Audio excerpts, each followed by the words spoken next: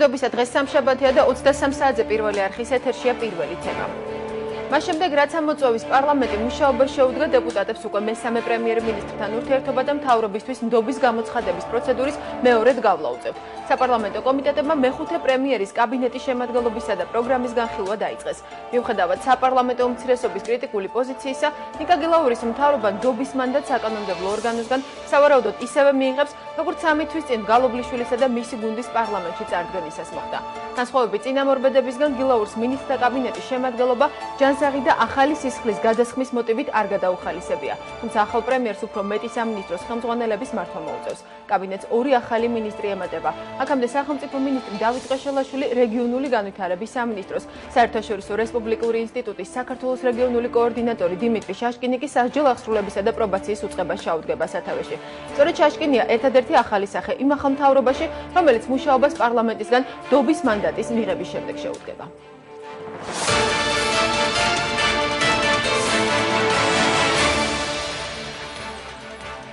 მეხუთე პრემიერის მინისტრთა კაბინეტი, 2 ახალი უწყება და 1 ახალი სახე მთავრობის ძველ შემადგენლობაში. ნიკა გილაურის კაბინეტს პარლამენტმა ნდობა 3 დღეში უნდა გამოუცხადოს. უნდა გაგრძელდეს და გაგმოვდეს რეფორმა პენსიის სისტემაში, როგორც თქვენ ბრძანეთ, ამაზე არის დამოკიდებული ჩვენი ურთიერთობა ქართულ საკითხებში დასავლეთთან. ჩვენ რა თქმა უნდა ნდობას უცხადებთ მთავრობას, იმიტომ რომ აბსოლუტურად ვიზიარებთ იმ პროგრამას, საპროგრამას წარმოადგინა მთავრობამ მსოფლიო ეკონომიკური კრიზისის შედეგებთან გამკლავება საქართველოში. მოუწოდებ უმცირესობას დავტოვოთ ნაციონალური მოძრაობა მარტო. არ მივცეთ ნაციონალურ მოძრაობას დემოკრატობანას თამაშის და კენჭისყრებში მონაწილეობა არ მივიღოთ. მე მიმაჩნია, რომ საქართველოს პარლამენტში ოპოზიციის ფუნქციას და მოვალეობას წარმოადგენს აქტიური ოპონირება და მათ შორის კენჭისყრებშიც საკუთარი უარყოფითი პოზიციის დაფიქსირება. რასაც ვაპირებთ კიდეც.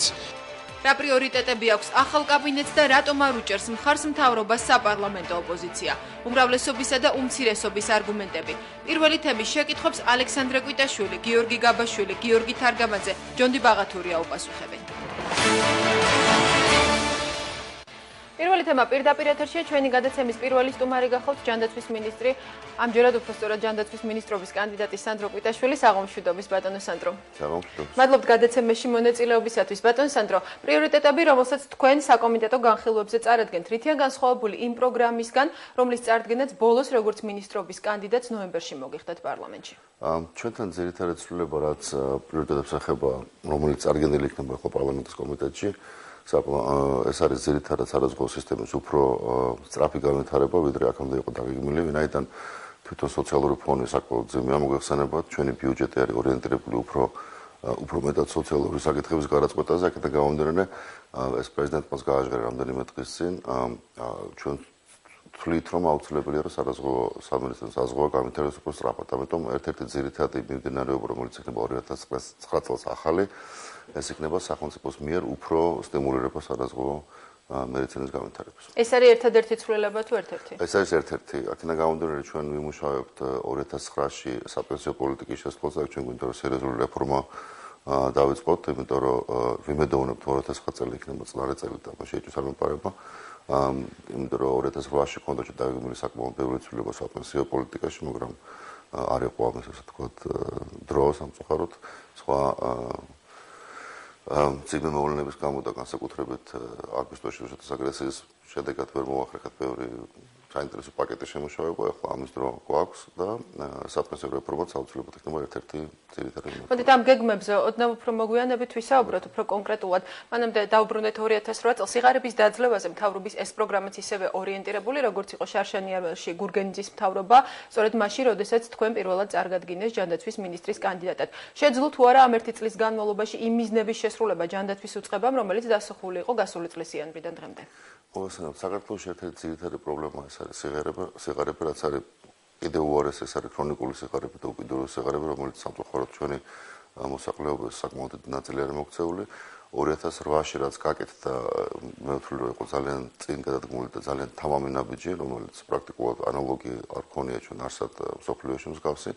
მე გულისხმობ კიდევ ერთხელ ვიტყვი, ეს არის ის სამედიცინო დაზღვევის პროგრამა, რომელიც ეხლა უკვე ვრცელდება 770,000 ადამიანზე, წარმოიდგინეთ საქართველოში მაგალითად 2 წლის წინ სუნთლიანად დაზღვეული იყო 38,000 ადამიანი, ახლა არის 770,000 მარტო სიღარიბის ზღვარს მიღმა მყოფი მოსახლეობა, რომელიც არის დაზღვეული სახელმწიფოს მიერ. ანუ მოცვა და მიზანმიმართულობა დახმარების რომელიც ჩვენ გვაქვს, ეს იქნება ფულადი თუ არა ფულადი, უფრო გამოსწორდა. მე მინდა ასევე სტატისტიკურად მოგახსენოთ, რომ თუ ადრეულ წლებში მიზანმიმართულობის პროცენტი იყო დაახლოებით 14%, ანუ სიღარიბესთან მიმართებაში დახმარების, დღეს არის უკვე 38-42%, ეს არის მსოფლიო ბანკის ანალიზი, რაც იზრდება თავისთავად ძალიან კარგია.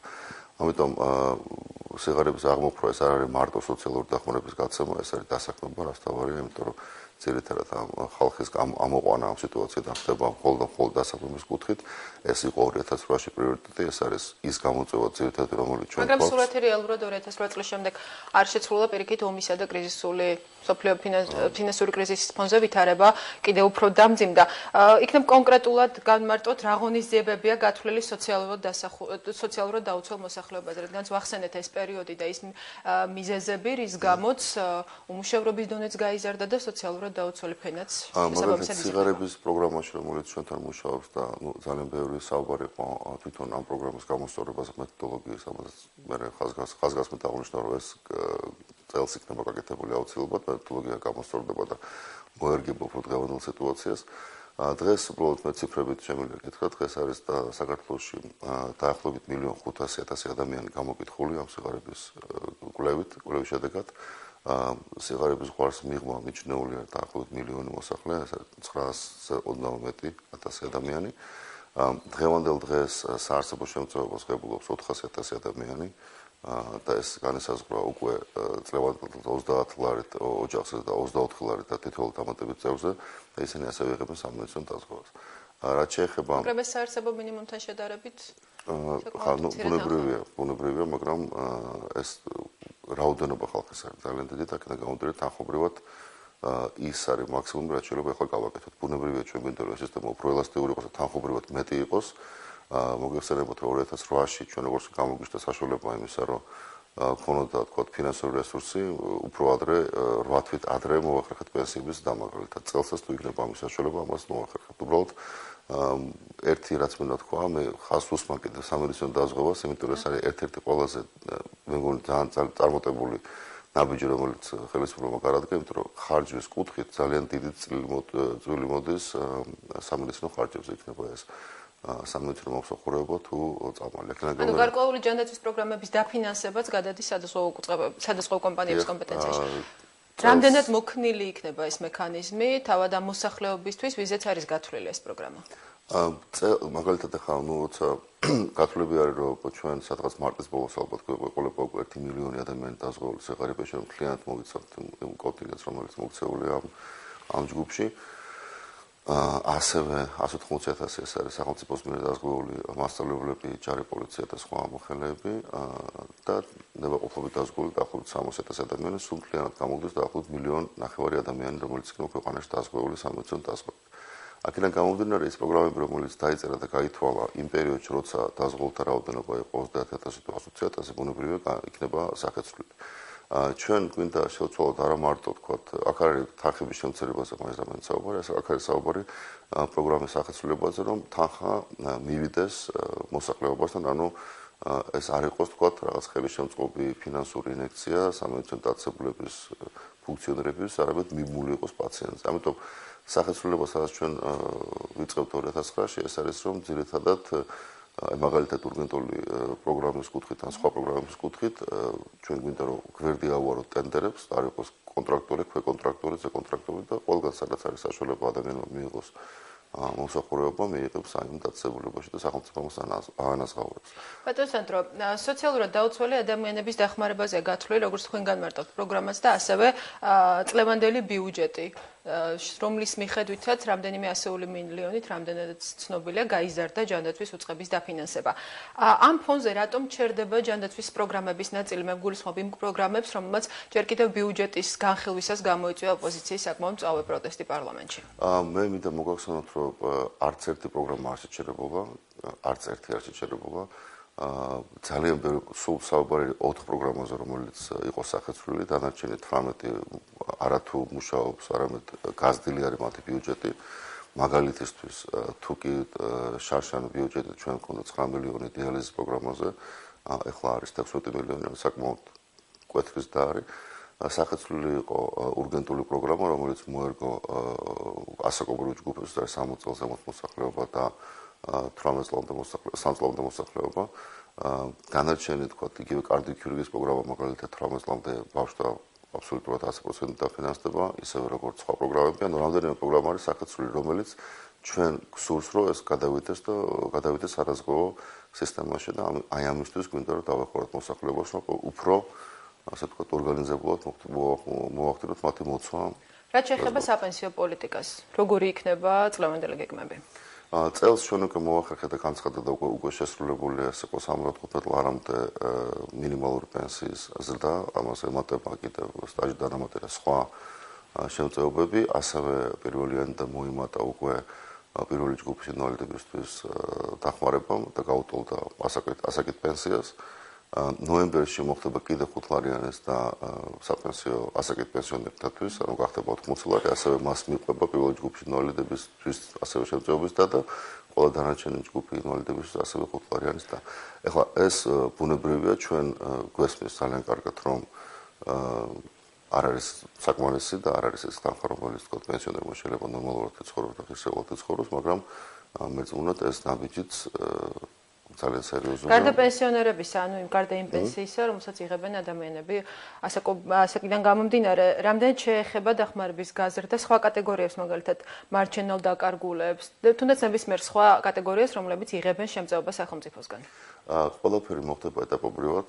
წელს ჩვენ ფინანსური კუთხიდან გამომდინარე, ხა თქვენ წარმოიდგინეთ, ბიუჯეტი გაიწერა დეკემბრის თვეში, როცა ჯერ კიდევ ცნობილი არ იყო, რამდენად ღრმა იქნებოდა ზოგადად კრიზისი მსოფლიოში და რამდენად შეეხებოდა საქართველოს.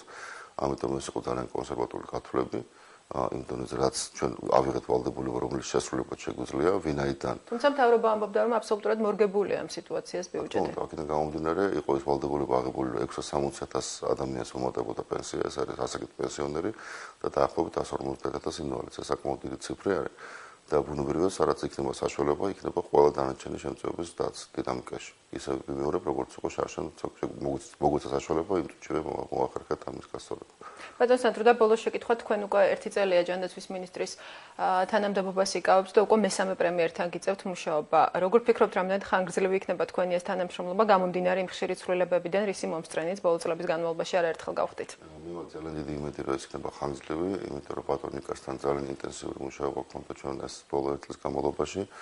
მე მინდა უბრალოდ ჩემი აზრი გამოთქვა პირადი, რომ მართლა აბსოლუტურად ყოველწლიურად პირობა აქვს ბატონ ნიკას, რომ იყოს ძალიან წარმატებული მეთაური მთავრობის. ჯერ ერთი დავიწყოთ იქიდან, რომ თუ არ ვშտები გია ბარამიძის გარდა, ეს იგი არის ერთ-ერთი ყველაზე ხცოვანი მთავრობის წევრი, ან თავიდან მოყვება ვარდების რევოლუციის მთავრობიდან მოყვება დღემდე, აქვს უზარმაზარი გამოცდილება, არის ძალიან პრაგმატული ადამიანი, ძალიან მიზანდასახული და საკმაოდ პრინციპული.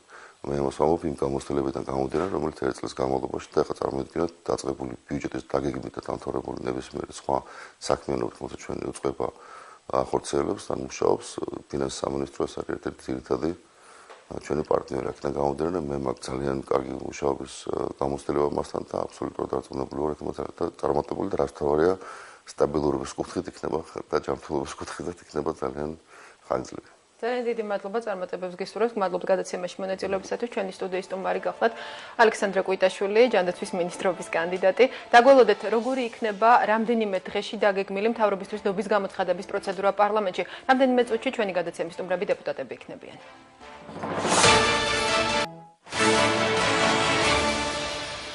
პირველი თემა პირდაპირ ეთერშია, წარმოგიდგენთ ჩვენი გადაცემის სტუმრებს დეპუტატები გიორგი გაბაშვილი, გიორგი თარგამაძე, საღამოშვიდობის ბატონებო.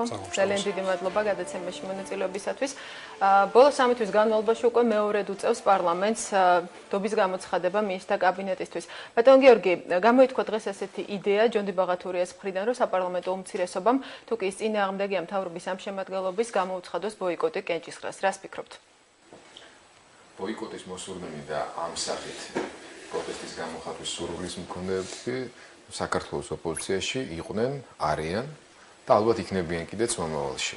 პოლიტიკურმა ძალებმა, პოლიტიკურმა პარტიებმა და პოლიტიკურმა ლიდერებმა, რომლებიც ფიქრობენ, რომ ამ გზით შეიძლება ზემოქმედება ხელისუფლებაზე და ამას შეიძლება რაიმე შედეგი მოყოს, თავის გადაწყვეტილება მიიღეს ჯერ კიდევ მაშინ, როდესაც ჩემდა სამწუხაროდ და მე მიმაჩნია, რომ საქართველოში დემოკრატიული პოლიტიკური პროცესების უკეთესობისკენ განვითარების სამწუხაროდ მიიღეს გადაწყვეტილება და არ შემოვიდნენ პარლამენტში. ამიტომ მე არ ამგონია, რომ ასეთი ტიპის პოლიტიკური პროტესტს რაიმე აზრი ჰქონდეს, მაგრამ ეს არ ნიშნავს იმას, რომ პოლიტიკურ ძალას ან ადამიანს, ვისაც სურს, რომ ამ სახით გამოხატოს თავისი დამოკიდებულება, თავისი გადაწყვეტილება, სრულად ლეგიტიმური უფლება. ბატონო, თქვენ როგორ აპირებთ გამოხატოთ თქვენი პროტესტი? გამომდინარე იმ კრიტიკული შენიშვნებიდან, რაც გაისმა მთავრობის მისამართით უმცირესობის მხრიდან ცხადია, რომ უმცირესობა არ მიესალმება მთავრობის ამ შემადგენლობას. საერთოდ ნებისმიერ საზოგადოებაში და არა მარტო ჩვენს ეპოქაში, ძალიან შორს რო არ წავიდე, უმცირესობას მამოძრავებელი ძალა აქვს.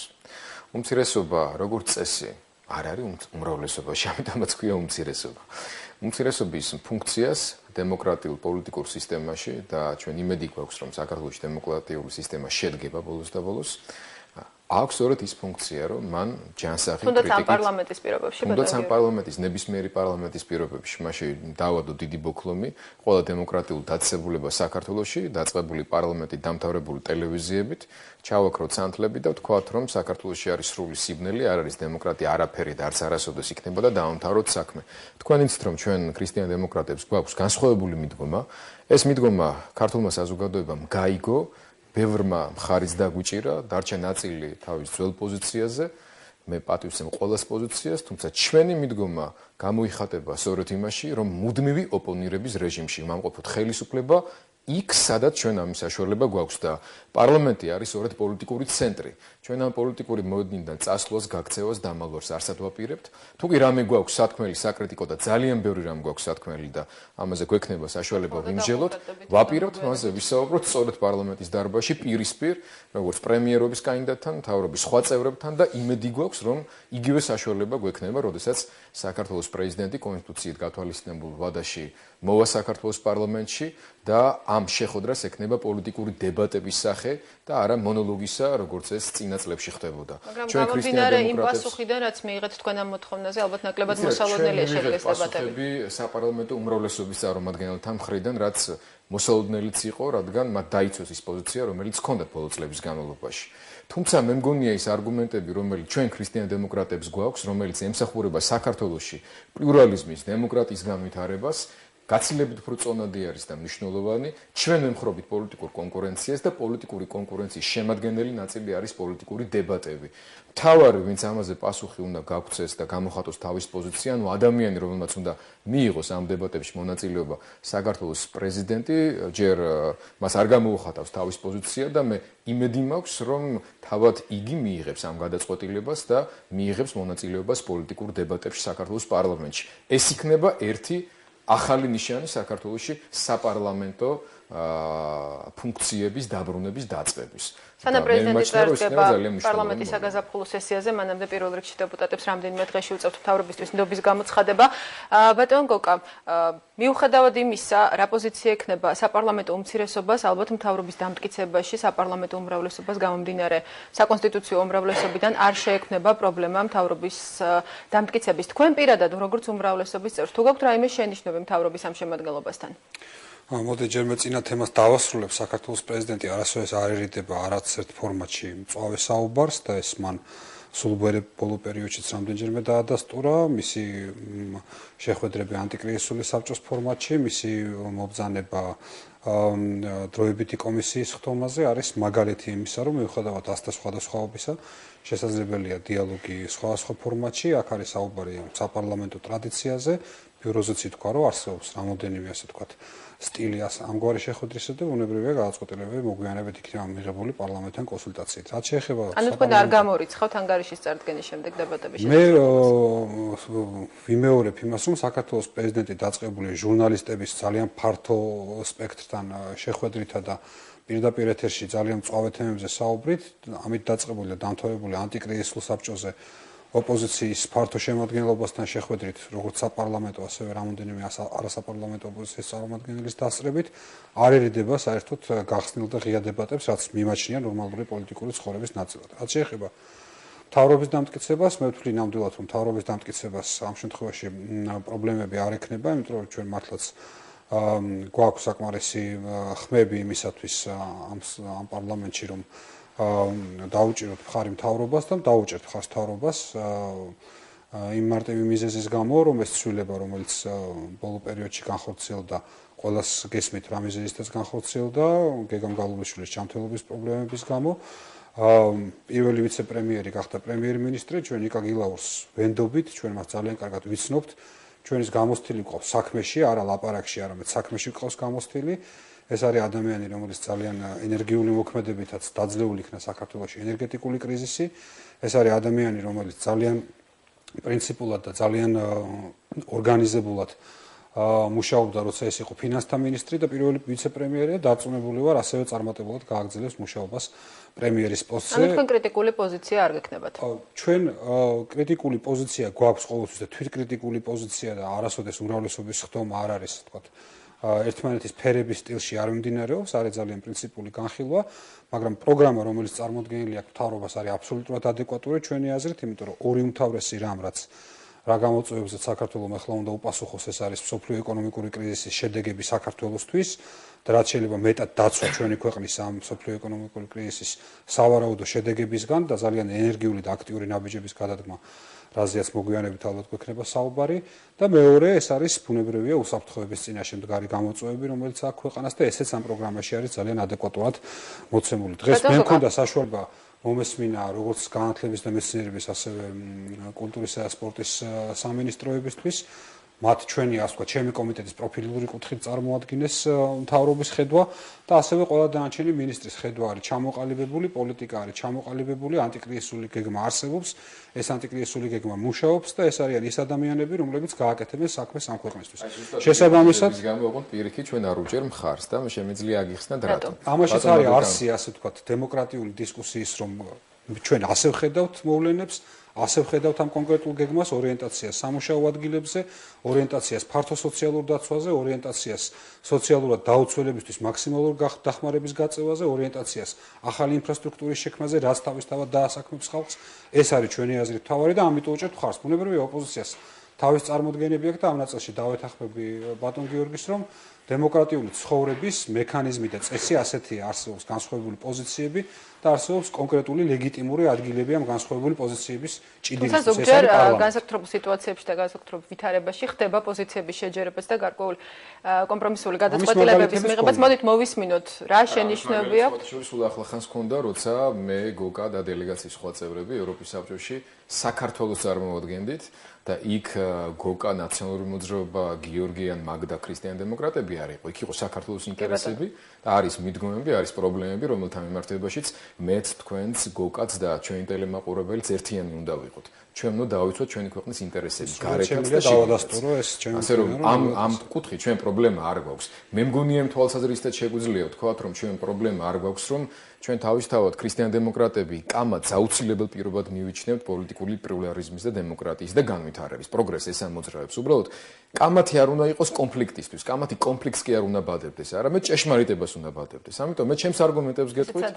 ზუსტად იმავე ჩემთვის არ არის სადაო და ქრისტიან-დემოკრატების მხარდამჭერებისთვის ყოველ შემთხვევაში რომ ეს ასე უნდა იყოს, ყოველთვის ასე ხდება თუ არა, ეს რა თქმა უნდა დამოკიდებულია სხვადასხვაობას ამ კონკრეტულ საკითხზე. მიზეზების გამო, რის გამოც ნაციონალური მოძრაობა ბატონი გოგა მხარს უჭერს წარმოადგენულ მთავრობას და მის ამოქმედო პროგრამას ჩვენ მხარს არ უჭერთ. იმიტომ რომ ორი შემადგენელი არის ამ მხარდაჭერის. ერთი შემადგენლობა თავად მთავრობის და პიროვნულად მხარს უჭერთ თუ არა ამ მინისტრთა შემადგენლობას და მეორე სამოქმედო პროგრამა. რაც შეეხება შემადგენლობას ამ თვალსაზრისით თავად ხელისუფლება ამბობს და მართლაც ამას არ ჭირდება ზედ დიდი დაკვირვება, ერთი ადამიანის გამოკლებით, ბატონი შაშკინის გამოკლებით, ყველა იგივე სახეა, ყველა იგივე ადამიანია, ის პრეტენზიები, რომელიც ჩვენ მქონდა არა თვეების, არამედ წლების განმავლობაში დაგროვილი საქართველოს მთავრობის ამ წევრების მიმართ, განსაკუთრებით ძალოვანი მინისტრების მიმართ, რჩება ძალაში. ბუნებრივია ჩვენი დამოკიდებულება მადამი ვერ შეიცვლება, არ შეიცვლება, ამიტომ ჩვენ ამ მთავრობას მხარს არ დაუჭერთ. რაც შეეხება სამოქმედო პროგრამას, სიტყვებზე, რა თქმა უნდა და გარკვეული მიმართულებით, ეს შეიძლება ითქვას, რომ ეს ბიუჯეტი არის სოციალურად ორიენტირებული ბიუჯეტი, მაგრამ ამ სიტყვების მიღმა არის ძალიან ბევრი შავი წერტილი, შავი ლაქა. აქ ცოტა ხნის წინ თუ არ ვცდები ამ საوارძელში ჯანდაცვის და სოციალური უზრუნველყოფის მინისტრი საუბრობდა ამ სოციალურად ორიენტირებულობის ხარისხზე. სად არის ეს სოციალურად ორიენტირებულობის ხარისხი? მაშინ, როდესაც პოლიკლინიკების დაფინანსება შემცირდა. მაშინ, როდესაც პირველადი ჯანდაცვა ფაქტობრივად გაუქმდა იმ მდგომარეობით, რომელშიც ის ჩავარდა ამ 2009 წლის ბიუჯეტის გათვალისწინებით. ჩვენ ძალიან მკვეთრად ვაკრიტიკებდით მთავრობას ამ გადაწყვეტილების გამო. მიგვაჩნდა, რომ ეს იყო ძალიან დიდი შეცდომა და ახლაც მიგვაჩნია და ძალიან მალე დავინახავთ იმ უაღრესად ცუდ შედეგებს, რომელსაც მივიღებთ, რადგან გაჭირვებული მოსახლეობის ძალიან დიდი ნაწილი სწორედ ამ პოლიკლინიკების მეშვეობით თქვენ ამ კრიტიკასაც გასწავლებული პასუხი თავისი პოზიციიდან გამომდინარე. ჩვენ მიგვაჩნია, რომ ეს არის დიდი შეცდომა და ჩვენ იმედი გვაქვს, რომ საქართველოს მთავრობა გადახედავს ამ გადაწყვეტილებას. იმედი გვაქვს, რომ თავად უმრავლესობაში მომწიფდება აზრი, რომ ეს იყო მცდარი გადაწყვეტილება და ბიუჯეტში გამოინახება თანხები, რომლითაც პირველადი ჯანდაცვის დაფინანსება აღდგება. გარდა ამისა, ჩვენ მიგვაჩნია, რომ ძალიან სერიოზული შეცდომები იქნა დაშვებული სადაზღვევო სისტემასთან დამოკიდებულების კუთხით. ქრისტიან-დემოკრატები მხარს უჭერთ სადაზღვევო სისტემის განვითარებას და სახელმწიფო ვერცერთ თავისუფალ საზოგადოებაში და ქვეყანაში ვერ აიღებს მთელს პასუხისმგებლობას ჯანდაცვის დაფინანსებაზე. მაგრამ მივიღეთ როგორი სურათი, კი გაიზარდა დაახლოებით 100,000-ზე უფრო მეტი 900,000-მდე უმწეოთა პროგრამაში მონაწილე ადამიანების რაოდენობა, რომელთაც დაზღვევის პაკეტი ეძლევა და კიდევ 1,200,000-მდე იმ ადამიანებისა, რომლებიც არიან დასაქმებული სახელმწიფო სტრუქტურებში, მაგრამ შედეგად მივიღეთ ის, რომ საშუალო ფენა და არათუ საშუალო ფენა, არამედ ადამიანები, რომლებიც უბრალოდ თვით დასაქმებულები არიან, რომლებსაც შემოსავალი უმეტესობას 150 ლარზე მეტი არც აქვს, რომელიც ჩემი აზრით ასევე სიღარების ზღვარს ქვევით არის, დარჩა დაზღვევის გარეშე, რადგან დაზღვევა 3-ჯერ 4-ჯერ გაძვირდა. ეს არ არის მხოლოდ ძირითადი შენიშვნები, მე შემიძლია გავაგრძელო ჩამონათვალი, როდესაც ხელისუფლება აპელირებს იმაზე, რომ ეს არის სოციალურად ორიენტირებული ბიუჯეტი, ნაწილობრივ შეესაბამება სინამდვილეს.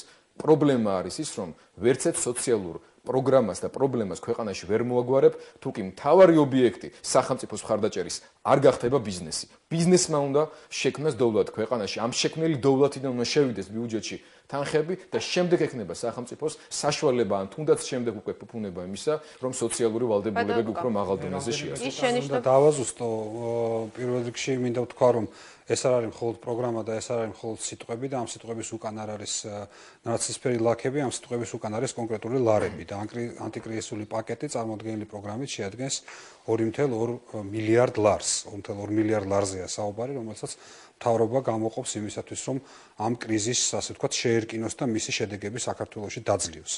ამ თანხაში ბუნებრივია შედის ის თანხაც, რაზეაც ბატონი გიორგი აქ საუბრობდა და სწორედ საშემოსავლო გადასახადის დაწევა გვაძლევს ჩვენ საშუალებას ამ ბიზნესს დავეხმაროთ, ანუ ბიზნესში, ეკონომიკაში დავტოვოთ 250 მილიონი ლარი, ხოლო და ამ გადასახადის დაწევის ეფექტი იქნება ბიზნესში დატოვებული 250 მილიონი ლარი. გარდა ამისა, უნდა ითქვას, აქ აღინიშნა, რომ იზრდება სოციალური დაცვის პაკეტი და დიახაც მართლაც იზრდება სოციალური დაცვის პაკეტი და მნიშვნელოვანი არის ის, რომ სადაზღვევო სისტემაზე ეს უბრალოდ არ მოხდარა სახელმწიფოსგან პასუხისმგებლობის ჩამოცილება ჯანმრთელობის დაცვაზე, ეს იქნებოდა ის შემთხვევა, თუ სახელმწიფო იტყოდა, რომ ჩვენ ამ და ამ პროგრამებს არ დავაფინანსებთ და ადამიანებმა თვითონ გადაიხადონ თავის დაზღვევის თანხა, ასე არ ხდება. სახელმწიფო აზღვევს ადამიანებს სახელმწიფო ბიუჯეტიდან უხდის ყველაზე ნაკლებ შემოსავლიან ადამიანებს თანხებს. რაც შეეხება ჯანდაცვის პროგრამებს და რაც შეეხება ურგენტულ პროგრამას, რაც შეეხება დიალიზის პროგრამას და ასე შემდეგ, მინისტრმა ძალიან კარგად ისაუბრა იმაზე, რომ არც ერთი ეს პროგრამა არ ზარალდება, არც ერთი ეს პროგრამა არ მცირდება, პირიქით ხარჯები ამ გაწეულ პროგრამებზე იზრდება. ხოლო გარკვეულ ნაწილებში ჯანდაცვის პროგრამის ინტერესები რეორიენტირებული იქნება სადაზღვევო პრინციპზე, ანუ სადაზღვევო პაკეტები მოიცავს იმ დაავადებების მკურნალობას 100%-ით, რომელიც ადრე 100%-ით ფინანსდებოდა სახელმწიფოს ერთ მაგალითს მოვიყვან, რამდენით არის სოციალური დაცვის პაკეტი ძალიან ვრცელია ამ ბიუჯეტში, კიდევ უფრო ვრცელია ამ სოფლიო ეკონომიკური კრიზისის ფონზე, ვიდრე იყო შარშანდელ წელს. მიუხედავად იმისა, რომ შარშანდელი ეკონომიკური ზრდა იყო დაგეგმილი 8%-ზე და შემდეგი წლის იქნება დაგეგმილი ბუნებრივია ამ სოფლიო კრიზისის გამო 2.5%-ზე, ეს მომჭირნეობა, ასე თქვა და კამბრივის მოჭერა შეეხება მხოლოდ ბიუროკრატიის ადმინისტრაციულ ხარჯებს და არ შეეხება სოციალურ ხარჯებს. გაიზრდება მასწავლებლების ხელფასი, გაიზრდება მასწავლებლების ხელფასი, გაიზრდება სადაზღვევო დაზღვეულ ადამიანთა რაოდენობა და ასევე სადაზღვევო პაკეტების სახელმწიფოს მიერ დაზღვევულთა რაოდენობა, მაგრამ სამაგიეროდ შემცირდება საშუალო ფენის და საშუალო ფენის ქვევით არასიღატაკის ზღვრამდე მყოფი ადამიანების რაოდენობა, რომელთაც ექნება საშუალება თავისი დაეზღვიონ. მე ერთ მაგალითს მოვიყვანთ მარტო. ეს არის ის სეგმენტი, ასეთი არის. ზანედე შემდეგ ჩვენ გვაქვს რამდენიმე წუთში პირდაპირ ჩართვა. თუ შეიძლება იმ ერთ მაგალითს ამ ეკონომიკურ საქმიანობაში იდება 250 მილიონი დამატებით ერთ მაგალითს მოგიყვანთ, როცა სოციალური ორიენტირებაზეა ლაპარაკი. ქრისტიან დემოკრატების ერთ-ერთი მთავარი საარჩევნო სოციალ-ეკონომიკური პროგრამის ნაწილი იყო მოთხოვნა, რომ ქვეყანამ შეასრულოს მის მიერვე აღებული ვალდებულება, რომელიც მან აიღო ევროპის საბჭოს ჯერ კი სოციალური ქარტიის ხელმოწერით, რომელიც ითვალისწინებს ქვეყანაში უმუშევართა შემწეობის გაცემას. ჩვენ ვართ ევროპის სამეზობლო პოლიტიკაში ფაქტობრივად ერთადერთი ქვეყანა, სადაც უმუშევარი არანაირი სოციალური დაცვის მექანიზმის ქვეშ არ არის მოქცეული. ეს ბიუჯეტი არ ითვალისწინებს არც ერთ ნაბიჯს ამ მიმართულებით. ჩვენ მადლობელი ვართ ამ შემთხვევაში, როდესაც მთავრობამ ჯერ კიდევ ივნისში ჩვენს მიერ დაყენებული მოთხოვნა გაითვალისწინა, თუნდაც 2009 წლის ბიუჯეტში, როცა ქრისტიან დემოკრატებმა მოვითხოვეთ უნარ შეზღუდული ადამიანების პენსიის გათანაბრება ასაკობრივი პენსიის რაოდენობასთან და ეს გადაწყვეტილება იქნა მიღებული 2009 წლის ბიუჯეტის დროს, მართალია ჯერ მხოლოდ პირველი ჯგუფის ინვალიდებზე, მაგრამ დაგვირდნენ რომ მალე მეორე ჯგუფის ინვალიდებზეც გავრცელდება, მაგრამ ჩვენ დღეს ვიღებთ სურათს, როდესაც დიდი რაოდენობა, დიდი არმია უმუშევრობისა გვეყოლება. რა ქნან ამ ადამიანებმა, რომლებიც ვერც უმწეოთა პროგრამაში ხვდებიან და არც საშუალება აქვთ რომ დასაქმდნენ. კარგია ინფრასტრუქტურული პროგრამები და შეიძლება ითქვას რომ რეგიონები მეტნაკლებად ამით სულს ამოითქვამენ, იმიტომ რომ გზებზე, ადგილობრივი ინფრასტრუქტურის განვითარებას მართლაც მილიარდ ლარზე მეტი არის ჩადებული და ეს საკმაოდ სერიოზული შენადენი იქნება, ასე ვთქვათ, რეგიონალური ფულის ხარჯვის და მოხმარების თვალსაზრისით, მაგრამ რა ქნას ამ შემთხვევაში თუნდაც თბილისმა, ადამიანებმა, რომლებსაც ბანკიდან ითხოვენ, რომელსაც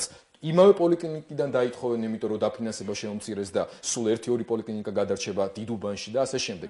ამათმა რა ქნან? ისინი საგზაო სამუშაოებზე ვერ იმუშავებენ, მათი ნაწილი მით უმეტეს ვერ იმუშავებს. ამ კუთხით სერიოზული პრობლემები არის და ჩვენ ვეუბნებით მთავრობას, ეს არის ჩვენი წინადადება ქრისტიან დემოკრატების, რომ გავითვალისწინოთ, შევიტანოთ ცვლილება ბიუჯეტში და გავაჩინოთ მუხლი უმუშევრთა შემწეობის, რომელსაც ჩვენ ადრე ვითხოვდით, მაშინ სანამ მომიხდებოდა და დაიწყებოდა კრიზისი, რომ 100 ლარიანი ყოფილიყო ყოველთვიურად და ამის გაანგარიშება ჰქონდა წარდგენილი. დღეს აღარც 100 ლარს ვითხოვთ. მივცეთ იმდენი, რამდენიც არის მინიმალური პენსია, მანამ სანამ ამ ადამიანებს არ უზრუნველყოფთ სამსახურით. ბატონო, დასაქმების პრობლემა, ბატონო გოკა, ყველაზე მწვავე პრობლემა, რომელიც ბოლო დროინდელი სიტუაციის გათვალისწინებით კიდევ უფრო გამწვავდა. რა პრინციპის მომხრეც არიან როგორც წესი ლიბერალური ეკონომიკის მომხრეები, რომ რაც შეიძლება მეტი გავაკეთოთ იმისათვის, რომ სამუშაო ადგილები არ დავკარგოთ, რაც შეიძლება მეტი გავაკეთოთ იმისათვის, რომ სამუშაო ადგილები დამატებითი გაჩნდეს და ვეთანხმები, რომ ინფრასტრუქტურული შეკვეთები მთელი წლის განმავლობაში მილიარდზე მეტი ლარის გააჩენს დამატებით სამუშაო ადგილებს. ვიქნებოდი იმ მიდგომის მომხრე და ვარ იმ მიდგომის მომხრე, რომ გადასახადების დაწევით მოხდეს სწორედ ეკონომიკაში ფულის დატოვება და ამით მოხდეს ეკონომიკის სტიმულირება, ამით მოხდეს დასაქმება და არა თქვათ ჩვენ რაღაცა თანხა დავაწვეთ ეკონომიკას, ეს თანხა მაღალი გადასახადების სახით ამოვიღო და შემდეგ ამ პრინციპით დავარიგოთ. ამ პრინციპით დავარიგოთ თანხა, მაგრამ დავარიგოთ თანხა უმწეოთათვის, რასაც ვაკეთებ და უმწეოთა დახმარება მიუხედავად ეკონომიკური კრიზისისა 2009 წელს იზრდება და გაიზრდება და რაც იყო მთავრობის დანაპირები, მთავრობის პროგრამის დანაპირები და საარჩევნო დანაპირები, რომ ეტაპობრივად ჩვენ მივახლოვდებით საპენსიო პაკეტს $100 და უმწეოთა დახმარებას მნიშვნელოვნად გაიზრდება და უკვე იზრდება ამ წელს, ამ დახმარების ერთგული რჩებით, ოღონდ რჩებით იმ მეთოდით, რომ რაც შეიძლება მეტი სტიმული შევქმნათ ეკონომიკას, რაც შეიძლება ნაკლები გადასახადებით. ეს არის ის პრინციპი, რომლის მომხრეები ვართ ჩვენ. დიდი მადლობა, ჩვენ გვაქვს პირდაპირ ჩართვა პარლამენტიდან, მოდი დაუბრუნდეთ ისევ პარასკევს დაგეგმილ პლენარულ სხდომას და მთავრობის დამტკიცების პროცედურას. ჯონდი ბაღათურია უპასუხოს პირდაპირ ეთერში პირველი თემის შეკითხვას, ბატონ ჯონდი, საღამომშვიდობის. საღამომშვიდობის, ნათია. ბატონ ჯონდი, დღეს საკმაოდ კატეგორიული იყავით. ნათია, მისმენთ? დიახ, გისმენთ. მინდა გითხრა, რომ სამაგალითო დემოკრატიის ნიმუში არის თქვენი სტუდია და მიუხედავად ამისა, მინდა დავარღვიოს ილია და ჩემი კოლეგებს ღრუბლებიდან მიწაზე დაშვება შევთავაზო და რეალობაში ჩახრებ. თუმცა სანამ რეალობაზე გადავალ და ძილისპირულიდან უფრო ხიზელ და ასე იგი რეალისტურ საკითხების განხილვას დავიწყებდეთ. მე ვფიქრობ, რომ ჩემო კოლეგა გიორგი კორექტული იყო, იმიტომ რომ მესმის საკუთარი პოლიტიკური ინტერესები არ მესმის რას ლაპარაკობენ. არაფერი, უბრალოდ გთხოვთ, რომ კორექტული იყო ამ შემთხვევაში და ძილისპირულების გიორგი, როგორ ტონშიც დაიწყე, ესე ტონში იღებ პასუხს. ძალიან კორექტული იყავი. როგორ არ მესმის და ესე უპასუხოთ რჩები. მაშინ თქვი რას ლაპარაკობ. კორექტულობა გთხოვოთ ბატონმა გიორგიმ, ბატონ ჯონდი. თქვენს განცხადება რა არის ახლა თქვი რომ სამაგალითო დემოკრატიის ნიმუში არის თქვენი სტუდია მართლაც ისეთი კონსტრუქციული სულ პროცენტებზე არის ჩვენი ქვეყნის საქმე მიდგარი და ინდექსებზე ქვეყანა დაიშალა თქვენ რაზე ლაპარაკობთ. ხა პრეზიდენტი შემოვიდა უკვე მე რამდენად ერთი და იგივე პროგრამით, რომელსაც ქვია სიღარიბის და საქართველოს სიღარიბის გარეშე და პირველად რო შემოვიდა ამ პროგრამით, იმის შემდგომ 130,000 კაცი დაემატა ამ პროგრამას. ანუ 130,000 ღარიბით კიდე გაემატა ერთი. ბატონო ჯონდი, თქვენ არ ყოფილხართ ასეთი კატეგორიული ნოემბერში. ბოდიშვიხტი, მე თუ არ მოგცემთ ლაპარაკის საშუალებას, ნათია, მე თქვენს გადაცემაში ვარ პირველად. ერთხელ ვიყავი, მხოლოდ და მხოლოდ ის იყო უგვარესად არაპოპულარული თემა რაღაც ოპოზიციის და ყველა გაურბოდა ამ თემას, მე ვთხოვეს ჩემმა კოლეგებმა ოპოზიციიდან რომ მე მესაუბრე და ვიყავი და მინდა გთხოვოთ ან საშუალება ეს იგი დღეს ბრძანდებით მეორედ ბატონო ჯონდი. როგორ? დღეს ბრძანდებით მეორედ ჩვენი გადაცემის სტუმარი. ხო და მადლობაც საუბარი ახლა ვერ გავიგე რა, ასეთი გაწიწმართება. ძალიან გთხოვთ მეც მომეცით საშუალება დავსვა კითხვა, ისეთი კატეგორიული როგორ რა დავიწყე, შეიძლება დავასრულო. გიორგი თარგამაძემ როგორ ჩანს ვერ გაიგო, მე რა შევთავაზე მას. მე არ მithქვამს უარი არც ბრძოლიდან საერთოდ ბრძოლიდან გაქცევებზე ლაპარაკი რა ვიცი გვინდა გიორგი მედაში ერთმანეთში. მე ვამბობ, მე უბრალოდ ვამბობ, რომ არც პოლემიკაზე არ მოგიწოდეთ რომ უარი თქვა. გაუწიეთ ოპონენტებმა კენჭის ხრისხოს დავტოვოთ დარბაზში. მარტო და ისი რა მნიშვნელობა ექნება, ამით მოხდება იმის დემონსტრაცია არის, უბრალოდ თვითონ მიიღებენ გადაწყვეტილებას. როცა თქვენ დარჩებით დარბაზში, მობისმინეთ ეს მითხარით რომ მეტი არაფერი. არ მესმის მე გიორგი შენი ხმა არის. არაფერი მე უბრალოდ დამასრულებინი არის მის თქვენი ხმა. მე მინდა რომ გაიგოთ რომ მე პატვისცემ თქვენს გადაწყვეტილებას, მესმის თქვენი პოზიცია, ჩვენ გვაქვს განსხვავებული აზრი ამ შემთხვევაში. მეტი არაფერი. პოზიციას ხო არამეს გეუბნები კაცო. ოპონირება გაუწიებ, მე შემოვალ, არ ვაპირებდი თქვენი ხათით მე შემოვალ, მე არ მინდა რომ რაღაც არც არაკორექტული რამე მოხალხოთ როგორც გინდათ ისე მე პირიქით მე მოკავშირეები მჭირდება გიორგი ახლა და შენც გჭირდება მე მგონი ჩვენ ახლა ერთმანეთთან პოლემიკას გვირჩევნია რაღაცებზე მოვილაპარაკოთ მე რას გეუბნები გაუწიე ოპონენტ კენჭის ხრის დროს აგარ პოლიტიკა არ დამიწყია პირველი სიტყვებით დაიწყეს ლაშქრობა ახლა სიმღერა ხო არ არის ორხმაში რომ ვილაპარაკოთ ბატონო ჯონდი რამ გამოიწვია თქვენი ასეთი კატეგორიული პოზიცია დღეს? ასეთი კატეგორიული განცხადება თქვენ არ გაგიკეთებიათ ნოემბერში, როდესაც გრიგოლ გალობლიშვილმა წარადგინა პარლამენტში მთავრობის შემადგენლობა. იცით რა, უკვე დიახ, გეთახმებით და უკვე მესამედ ჩვენ დილით პარლამენტი საზოგადოება იღვიზებს და ესე იგი პრეზიდენტი რა ხასიათზე დადგება კაცმა არიცის და გვახვედრებენ რაღაც გადაწყვეტილებას. აბა გიორგის კითხა, გოკას კითხა, ვინმე რამე კითხა, რამის საქმის კურსს საერთოდ ჩააყენა, ისევე როგორც მეტროში როცა მგზავრობ. მიზეზი ბატონ ჯონდი, რის გამო შეიცვალა პრემიერ-მინისტრი, თავად განმარტა გრიგოლ გალობლიშვილმა ჯანმრთელობის მდგომარეობის გამო გადაწყდა გამთანამდებობიდან და მინისტრები რეალურად კაბინეტში არ შეცვლილან. აცი მე მახსენდება ერთი ისტორიიდან ერთი მომენტი, იყო ესეთი იმპერატორი კალიკულა. ესე იგი, ეს იყო განსაკუთრებული გამორჩეული ტირანი, რომელიც შევიდა სენატში და სხვათა შორის ხუმრობით მიმართა სენატს და მოთხოვა, რომ თხებივით კიკინი დაეწყო და ერთმა სენატორმა დაიკიკინა, მეორე აყვანა მთელი სენატი, მერე კიკინს იწყებდა და სხვათა შორის მინდა გითხრათ, რომ თვითონ კალიგულა იყო აღშფოთებული სენატის ასეთი უგრძესი. თქვენ პარლამენტთან ავლებს პარალელს ბატონო ჯონდი? არა, მე პარლამენტთან ჩემს კოლეგებს არასდროს შეურაცხყოფას არ ვაკერებ. მე უბრალოდ მახსენებ, როცა ესე გექცევიან, პასუხით შესაბამისი უნდა გასცე. მე უბრალოდ ეხლა ვთვლი, რომ არ არის იმის რესურსი, გოკა რა კარ ხასიათზეა თუ ხედავთ. მე ეხლა ვთვლი, რომ არ არის იმის რესურსი, რომ უმრავლესობაში შევძლოთ ესეთი პროტესტის გამოწვევა და მინდა რომ უბრალოდ ოპოზიცია, უმცირესობა დავითანხო იმაზე, რომ ძლიერი ოპონირების მერე მე შემოვალ, ხარში დაგიდგებით ოპონირებაში, ვამხილოთ თავრობა, კენჭის ხრის დროს დავტოვოთ დარბაზი. ბატონო ჯონდი, ამით ერთობის დემონსტრირება და უბრალოდ ნაციონალურ მოძრაობას დავტოვოთ ნაციონალური მოძრაობის პირისპირ და თვითონ დაამტკიცონ ეს თავრობა, შეკრან ზავი, გამოაცხადონ ომი, ითამაშონ დემოკრატობანა. ჩვენ მიუშვათ ეს პროცესი შემდეგ სლოვაზე, ისე მე ამით შეცვლის ბოიკოტი. როგორ? რა შეცვლის ბოიკოტი რეალურად? მოხდება დემონსტრირება, რომ ნაციონალური მოძრაობა ყოველგვარ შეთანხმებების გარეშე იღებს გადაწყვეტილებას და პროცესი არადემოკრატიულია. თუ ჩვენ დავრჩევით და კიდე ერთხელ მივცემ, ხო, როგორც ადრე მეც გავაკეთე გეთანხმებით. ესე იყო ნოემბერში. ეს იქნება უბრალოდ რაღაცა ნაწილი მისცემს წინააღმდეგი ხმას, რაღაც ნაწილი დაეთანხმება ამას და ნუ აი ეს აწყობს რა, ეხლა გოკა იმიტოა კარგი ხასიათი რომ თვითონ არშია როგორც ამ ხალხშია. ეს არის მთავრობა, რომლის გამდიდრების პირდაპირ პროპორციულად გაღატაკდა სახელმწიფოს და გაღატაკდა მოსახლეობა. თუ არა და აგერ ყავდათ ეხლა ჯანდაცვის მინისტრი სანდრო კვიტაშვილი, აგერც გიორგი მოცხვათაშვილს მინდა თქვა რომ მაგდანიკას ზოგადად ქრისტიან დემოკრატები ამ ესე იგი მიმართულებით აქტიურობენ და აქტიურად მუშაობენ 130,000 ოფიციალურად დეკლარირებულად სიღარიბის ზღვარს მიღმა ადამიანი დაემატა. ბატონო ჯონდი, თქვენ დღეს განაცხადეთ რომ ხასიათზე იქნება გოკა რა თქმა უნდა. არა, კომენტარის საშუალება უნდა მომცეთ აუცილებლად ამაზე, რაზეც ახლა არის საუბარი. პირველი ბატონი ჯონდის აღშფოთება თავიდანვე რომ ეს რაზე ლაპარაკობდითო და ეს არავის არ აინტერესებსო. ბატონი ჯონდი ცოტა მე მგონი მოწყვეტილია რეალობას, სწორედ სოციალური დაცვა, სწორედ უმუშევრობის პრობლემა, სწორედ ეკონომიკური მდგომარეობა და აინტერესებთ ადამიანებს და აინტერესებთ კონკრეტული ციფრები, აინტერესებთ კონკრეტული პროგრამები, აინტერესებთ კონკრეტული ქმედება მთავრობის ამ მიმართულებით. ეს ერთი. მეორე, რასაც ბატონი ჯონდი ამბობს, 130,000 ადამიანი რაღაცას დაემატა. საქართველოს პრეზიდენტმა არჩევნების პერიოდში, წინასაარჩევნო პერიოდში თქვა და ეს მართლაც განხორციელდა.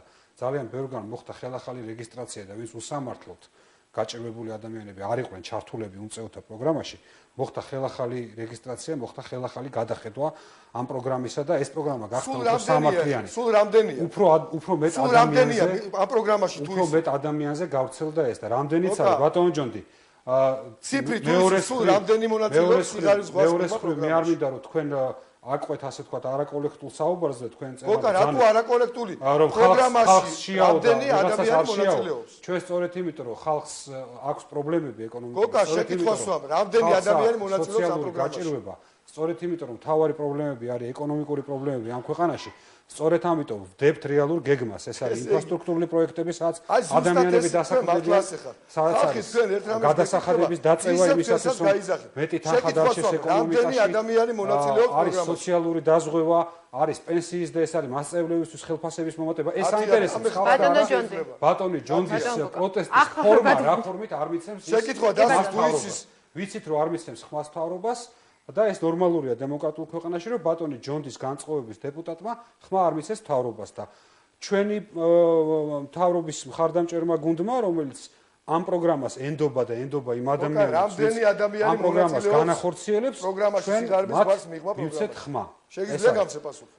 ბატონო ჯონდი, თქვენი ინფორმაციისთვის 1,200,000 ადამიანზე მეტი ჩაერთვება ამ წელს 2009 წელს სახელმწიფოს მიერ დაზღვეულთა პროგრამაში. რას თქვენ უმნიშვნელო გონიათ, მაგრამ ამ ხალხისთვის ეს მნიშვნელოვანია. არ გონია. ესე იგი 1,200,000 არის სიღარიბის ზღვას მიღმა პროგრამაში მონაწილე, ხო? არა, დაზღვევაზეა საუბარი. ბატონო ჯონდი, გაერკვეთ ბიუჯეტი. სიღარიბის ზღვას მიღმა პროგრამაში.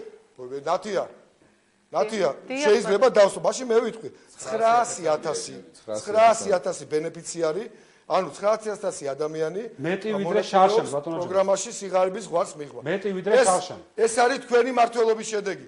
5 მილიონიან ქვეყანაში გოკა 5 მილიონიან ქვეყანაში 1,5 მილიონი წასულია და სვის საქმეს რუსეთში ევროპაში მთავრობა არის ის მთავრობა რომელიც არ არის სოციალურად გაჭირვებული თუნდაც ეს არის თქვენი მართლობის მთავრობა ერთი და იგივეს გაიძახა ერთი და იგივეს დაზეპირებული ერთი და იგივე ესეთი ლოგიკა მე ბატონო გოკა თუ შეიძლება ძალიან შორს წავიყვანს ეს კამათი ბატონო ჯონდი მე დაუბრუნდები თქვენს დღევანდელ განცხადებას მე წუხვარო დავარღვიებ ესა კარგით დიახ დაუბრუნდები თქვენს დღევანდელ განცხადებას თქვენ ბრძანეთ რომ უნდა დაბლოკოს მთავრობისთვის დობის გამოცხადების პროცედურა ამცირესობა რა მექანიზმები გაქვთ ამისთვის მე განვაცხადე რომ ჩვენ კენჭისყრის მე დაახლოებით ველოდი ესეც სხვათა შორის მინდოდა რომ იქნებ კონსულტაციების დროს საერთოდ არ შევსულიყავი დარბაზში მაგრამ კენჭისყრის ბოიკოტირება მაინც რომ ვახდინოთ ჩვენ ამით რეალურად ნაციონალურ მოძრაობას დავტოვოთ მარტო ისინი მაინც იღებენ ამ გადაწყვეტილებებს ის რომ უმცირესობამ გამოთქვას თავისი პროტესტი და თავისი შენიშვნები ნათია თქვენ ხო გესმით ბოლოდელი განცხადებები პრეზიდენტის რომ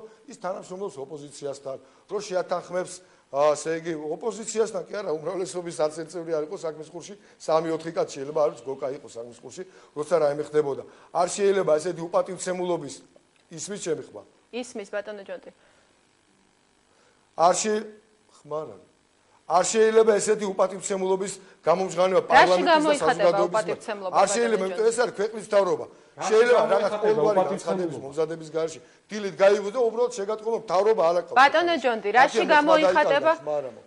გამოიხატება უპატივცემლობა? ბატონო ჯონდი, გესმით ჩვენი? ბატონო?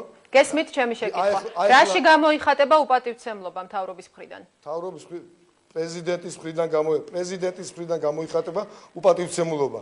მესამე ასე იგი მთავრობას ესე ხასიათი შეგეცვლება და ხანს გადააყენებ, ხან კარუსელს არტერებ და არავის არ აკობინებს. ამ შემთხვევაში საკადრო გადაადგილებები არ ყოფილა მთავრობაში, ბატონო ჯონდი? როგორ არ ყოფილა საკადრო გადაადგილებები? რომელ საკადრო გადაადგილებას გულისხმობთ? გალობლიშვილმა თავად გააკეთა განცხადება, რომ ტოვებს პოსტს. კი შეიცვალა და ამას საკადრო გადაადგილებას თავად დატოვა, ბატონო. ორი ახალი მინისტრი დაემატა ამას ახალ საკადრო. ეს განსაზღვრული იყო აქამდე, ბატონო ჯონდი. საკადრო გადაადგილებას არ ეძახით. ბატონო ჯონდი, თქვენ მუშაობთ პარლამენტში. ბატონო ჯონდი, თუ შეიძლება თქვენ მუშაობთ პარლამენტში, ის რომ თებერვლიდან უნდა ამოქმედებულიყო ორი ახალი უწყება, ეს ხომ აქამდე იყო განსაზღვრული? რათია, ხო შეიძლება მე ვინმე დაჯდეს და მოვიდეს და დაგელაპარაკოს როგორ გადაადგილებს აპირებენ. უბრალოდ განიხილოს. მართალია მე ახლა ერთ ნაწილში ერთ საკითხში გიორგის მეთანხმები ჩვენ შეიძლება ჩვენი შეთავაზებები არ გაითვალისწინონ, მაგრამ ვიღაცამ იმის ღირსად ან უმრავლესობა ოპოზიციას და უმრავლესობა მაინც ხო უნდა ჩათვალოს, რომ პარლამენტს ელაპარაკონ, რომ იგეგმება ესეთი რამ. იცით, აი ამის წინ რომ ასე იგი მთავრობა შეცვლილებები მოხდა. აი წინაცვლილებებს გულისხმობ, როცა თქვენ თქვით რომ ასეთი რადიკალური არ ვიყავ. იცით რა იყო? რატო არ ვიყავ?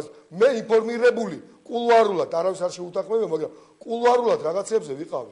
ბატონო ჯონდი, ბოდიში, მაგრამ ჩემი კოლეგები აი ძალიან უხერხულობაში იყვნენ ჩავარდნილი, არც ერთმა უმრავლესობის წევრმა, ვინც იქ დარბაზში ვიყავით შეკრებილები, არ იცოდა რა ხდება, მე მეკითხებოდა ჩემგან იღებდნენ ინფორმაციას და თავისთავად ხდება. ბატონო ჯონდი, კიდევ ერთი შეკითხვა თუ შეიძლება. თქვენ ჩვენს გადაცემაში სახსენეთ და დღესაც გააკეთეთ განცხადება, მოუწოდეთ უმცირესობას გამოუცხადოს ბოიკოტი კენჭისყრას და არ მისცეს დემოკრატობანეს თამაშის საშუალება ნაციონალურ მოძრაობას. სწორედ ეს არგუმენტი მოჰყავთ იმ ძალებს, რომლებიც პარლამენტში შესვლაზე განაცხადეს უარი. მაშინ თქვენი გადაწყვეტილება არ იყო ამ დემოკრატობანეს თამაშისთვის ხელშეწყობა? ნათია, თქვენ ეთყობა კარგად, ესე იგი, ან ვერ გაიგეთ, ან არ გინდათ, რომ გაიგოთ საქმის ვითარება.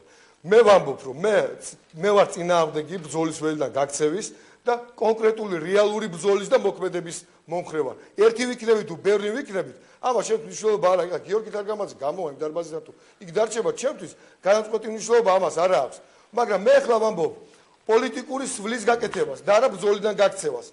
პარლამენტში არ შემოსვლა, პარლამენტში არ ყოფნა, მიმაჩნია ბრძოლის ველიდან გასვლა.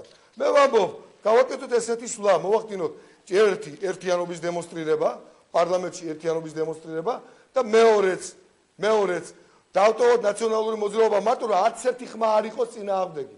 არც ერთი ხმა არ იყოს წინააღმდეგი რა. ძალიან დიდი მადლობა ბატონო ჯონდი.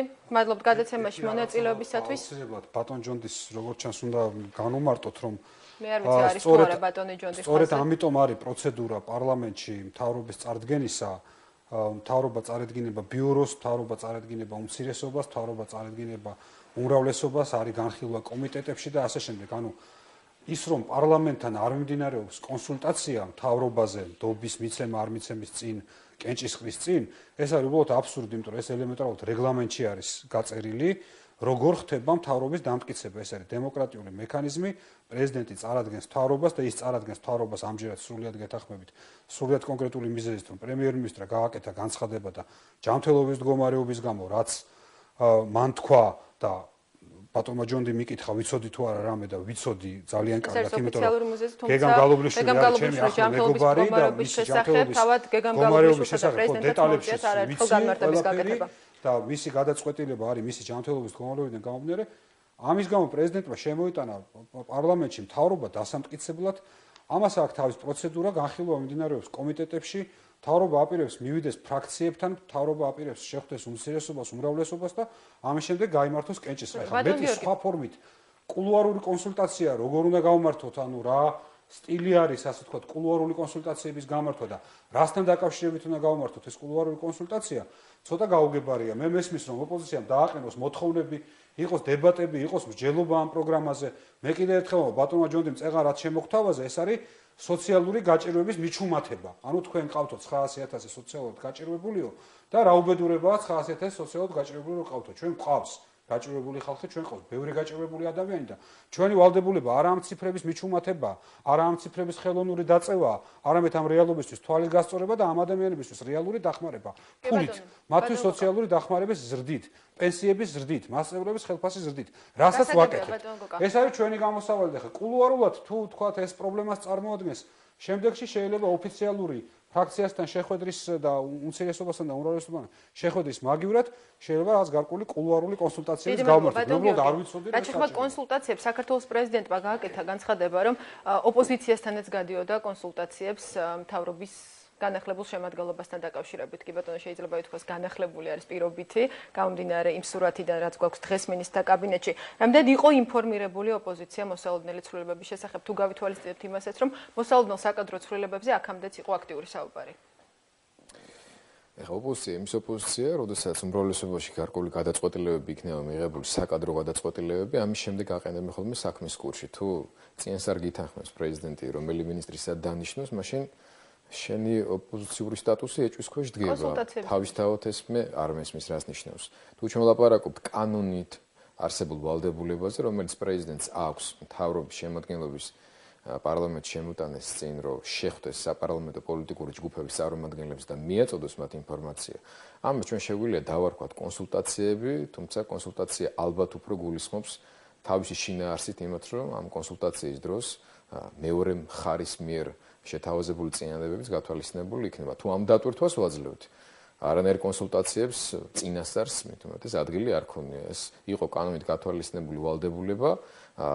მე არ ვიყოფებოდი ამ შეხვედრაზე, მაგრამ პოლიტიკური ჯგუფების ხელმძღვანელები, ფრაქციების ხელმძღვანელები შეხვდნენ პრეზიდენტს, სადაც მან უბრალოდ გამოაცხადა თავის გადაწყვეტილების შესახებ. ბატონ გიორგი, თქვენ ახსენეთ კონკრეტული შენიშვნები მთავრობის პროგრამასა და ამ პროგრამის მიმართულებებთან დაკავშირებით. ზოგადად ოპოზიციის პოზიცია ძირითადად ყოველთვის ბოლო წლების გამოცდილებას თუ გავიხსენებთ, არის ასეთი, რომ ისინი ნდობის გამოცხადებაში მონაწილეობას არ ღებულობენ. მხარს არ უჭერენ მთავრობის შემადგენლობას. რა მიზეზით? ეს არის ზოგადად ოპოზიციას არსებობს პასუხისმგებლობა გადაცემის დასაწყისში ნახევარ საათი. შენიშვნები გასაგებია. არის თუ არა შესაძლებლობა თქვენ გაქვთ თუ არა ესეთი მოთხოვნები შეიძლება იყოს ძალიან ხმამაღალი, ასეთ შემთხვევაში მიიღებდით თუ არა დამტკიცებაში მონაწილეობას? მაგალითად მე შემიძლია გითხრათ, რომ ჩვენ ძალიან გაგვიჭირდება ყველა ვარიანტში ამ შემადგენლობის მთავრობისთვის ნდობის გამოცხადება. იმ მთავრობის შემადგენლობისთვის, რომელიც ძალოვანი მინისტრები წლების განმავლობაში იბარებდნენ ბიზნესმენებს, ართმევდნენ საკუთრებას, უნგრევდნენ კერძო ბიზნესს, იმ მინისტრების მიმართ, რომლებიც ადამიანის უფლებათა დარღვევაში არიან პირდაპირ შემჩნეულებიც და ზოგ შემთხვევაში ამის ბევრი დამამტკიცებელი მასალა ჯერ კიდევ ჩემი ჟურნალისტიკაში მუშაობის დროს მე მიწოდებია საზოგადოებისათვის, მე მათად დამოკიდებულება ვერ შემეცვლება ამის გამო.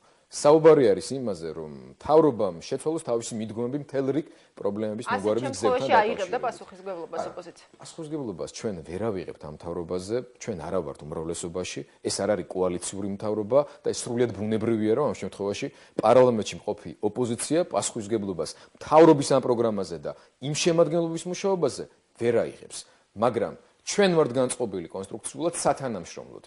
იყო თანამშრომლობის ერთი მაგალითი, როდესაც ჩვენ ჯერ კიდევ ივნისში მოვითხოვეთ, უნდა შეზღუდული ადამიანი, შეზღუდული უნარის მქონე ადამიანების, ანუ ინვალიდებისათვის პენსიების გათანაბრება ასაკობრივ პენსიასთან, ეს გადაწყვეტილება დაგვიანებით, მაგრამ იქნა მიღებული პირველი ჯგუფის ინვალიდებთან მიმართებაში.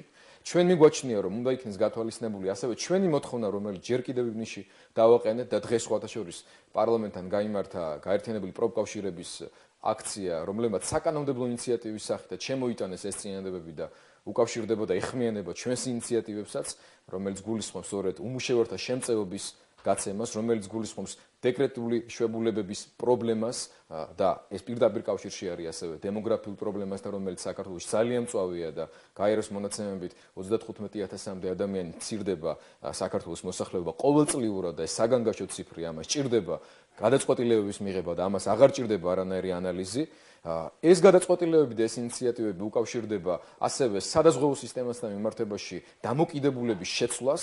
ჩვენ გვაქვს ბევრი ასეთი წინადადება, რომელსაც სხვათა შორის ვაპირებთ, რომ მთავრობის განხილვის დროსაც გავამახვილოთ ყურადღება, შევთავაზოს ალტერნატიული წინადადებები და მათ შორის, როდესაც პრეზიდენტი მოვა პარლამენტში ყოველწლიური მოხსენები და იმედი გვაქვს კიდევ ერთხელ ქრისტიან დემოკრატებს, რომ ამ განხილვას, ამ მოხსენებას, დებატების, პოლიტიკური დებატების სახე ექნება და ეს არ იქნება მონოლოგი სატელევიზიო მოსახლეობისთვის, რომელთაც ისედაც არის განებივრებული საქართველოს მოსახლეობა პრეზიდენტ სააკაშვილის მხრიდან, არამედ ეს იქნება პოლიტიკური კონკურენციის ნიშანი თავის ოპონენტებთან.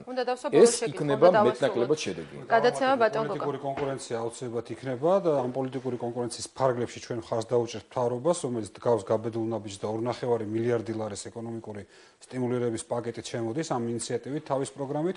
ჩვენ მხარს დაუჭერთ მთავრობას, რომელიც გადასახადების დაწევით 250 მილიონს ტოვებს ქართულ ეკონომიკაში.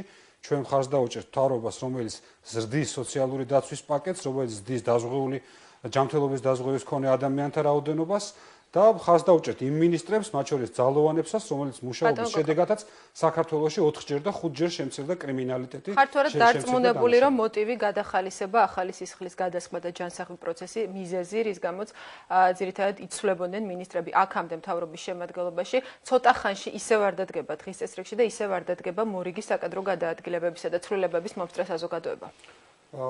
თქვენ ბოლო ცვლილებების შესახებ აღარ გავიმეორებ, რაც იყო ამის მიზეზი. საერთოდ ზოგადად ცვლილებების საწინააღმდეგო არაფერი არ გვაქვს ჩვენ და მაშინ როცა ხედავს საქართველოს პრეზიდენტი ან საქართველოს პარლამენტი და მისი უმრავლესობა, რომ რაღაც მიმართულებით შეიძლება გაუმჯობესება მუშაობის, ცვლილებების საკითხი დგება, ანუ ცვლილებები თავისთავად განახლება და ახალი სისხლის შემოდინება, მათ შორის მთავრობაში ძალიან მნიშვნელოვანია, მათ შორის არასამთავრობო სექტორიდან და დიმიტრი შაშკინის დანიშვნა მინისტრის პოსტზე ამის მაგალითია, რომ ძალიან აქტიური ადამიანები, რეფორმატორული ლიბერალური შეხედულების ადამიანები არასამთავრობო სექტორიდან მოდიან მთავრობაში, რომ მთავრობის ძალიან მოკლედ კიდევ კომენტარი თუ შეიძლება ორი ახალი უწყების შექმნაზე შესაბამისად, რადგანაც იქნება ორი ახალი სამინისტრო, ხარჯებიც იზრდება, ამ საკითხის მიზანშეწონილობაზე კრიზისის ფონზე თუ შეიძლება ძალიან მოკლედ. უმთავრესი და ძირითადი ქმედება მთავრობისა, რომელმაც უნდა შექმნა სამუშაო ადგილები, ეს არის აქტიური მუშაობა ინფრასტრუქტურის განახლებაზე და ინფრასტრუქტურული პროექტები და მილიარდზე მეტი დაიხარჯება ამ მიმართულებით.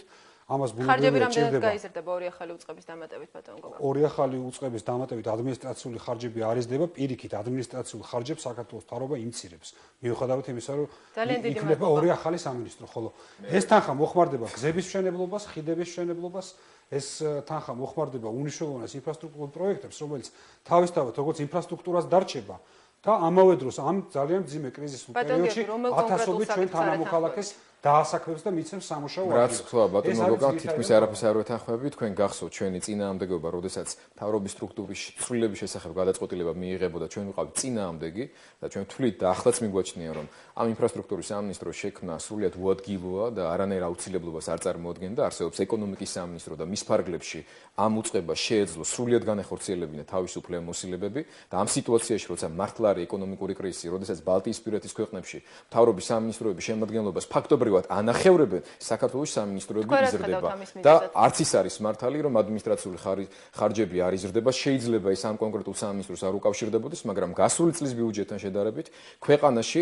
სახელმწიფო სტრუქტურების სახელმწიფო და ადმინისტრაციული ხარჯები გაიზარდა 200 მილიონზე მეტით. აი ეს არის ის რესურსი, საიდანაც უნდა დაფინანსდეს ის სოციალური ვალდებულებები, რომელზეც მე ვლაპარაკობდი. უმუშევართა შემწეობა, უნდა დაფინანსდეს პირველადი ჯანდაცვა და არ უნდა დაიხუროს პოლიკლინიკები, უნდა დაფინანსდეს მაღალი გადაწყვეტილება ხელისუფლება დაზღვევისა და ჯანდაცვის. მიზეზი რის გამოც მიიღო ეს გადაწყვეტილება? ადმინისტრაციული ხარჯები მცირდება, ადმინისტრაციული ხარჯები მცირდება, ძირითადი ინფრასტრუქტურული პროექტები განხორციელდება რეგიონებში, შესაბამისად სრულიად ლოგიკურია, რომ რეგიონების მართვის სახელმწიფო მინისტრი შეითავსებთ ინფრასტრუქტურის რეაბილიტაციის პროგრამებსაც, ეს ჩამოყალიბდება სამინისტროდ და მთლიანად მთავრობის მაშინ რაღაც აქტივობა ეკონომიკის სამინისტრო და გუბერნატორები ადგილზე, რომელთაც სხვათა შორის 1 მილიონით გაიზარდა და ადმინისტრაციის ხარჯები, ბიუროკრატიის ხარჯები ქვეყანაში 2009 წელს მცირდება, შემცირდება და კამრების მოჭერის ის პოლიტიკა, რომელიც ბიუროკრატიამ გამოაცხადა, აუცილებლად განხორციელდება. ბიუჯეტი არის ძალიან ზუსტი ციფრებით გადმოცემული დოკუმენტი. თქვენ შეგიძლიათ სამინისტროების რაოდენობის მატებას თქვენ იკითხეთ.